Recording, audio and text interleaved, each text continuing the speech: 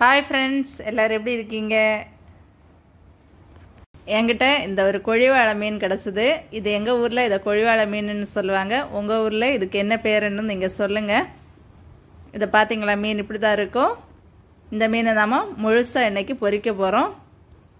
முதல்ல நாம் இந்த மீனை சுத்தம் பண்ணிக்கலாம். அதுக்காக நான் இந்த மீனோட சைடில் இருக்கிற எல்லா இறகையுமே இந்த கத்திரிக்கோலால் வெட்டி எடுத்துக்கிட்டேன்.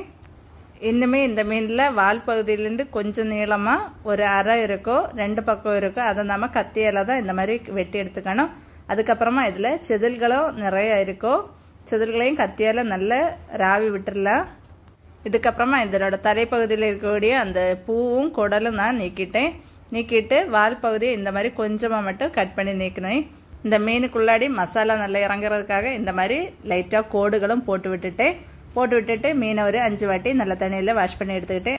மீனில் மசாலா சேர்க்கறதுக்காக 1 ஸ்பூன் அளவுக்கு மஞ்சள் தூள், 2 ஸ்பூன் அளவுக்கு மிளகாய் தூள், 1 ஸ்பூன் அளவுக்கு கறி மசாலா, 2 ஸ்பூன் அளவுக்கு இஞ்சி பூண்டு பேஸ்ட், அதுக்கப்புறமா ஒரு எலுமிச்சை பழத்தோட சாறு இதில் பிழிஞ்சு சேர்த்துக்கலாம். 1 ஸ்பூன் அளவுக்கு உப்பு சேர்த்துட்டு இது கூட கொஞ்சமாக தேங்காய் எண்ணெய் சேர்த்து இதை நாம் மசாலையை நல்லா பிசைஞ்சு எடுக்க போகிறோம்.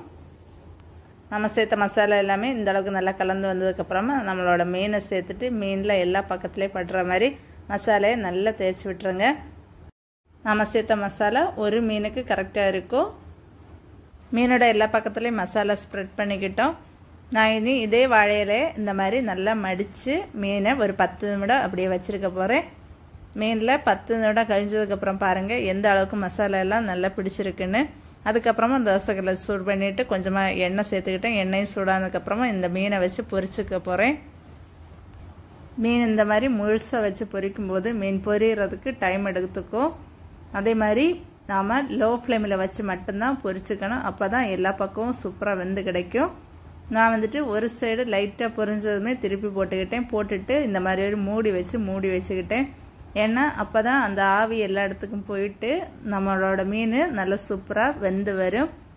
இதுக்கப்புறமா இந்த சைடு நான் இந்த மாதிரி ஒரு இடுக்கியை பயன்படுத்தி 2 பக்கத்தில் உள்ள அந்த 2 சைடுமே வேக வச்சு எடுத்துக்கிட்டேன்.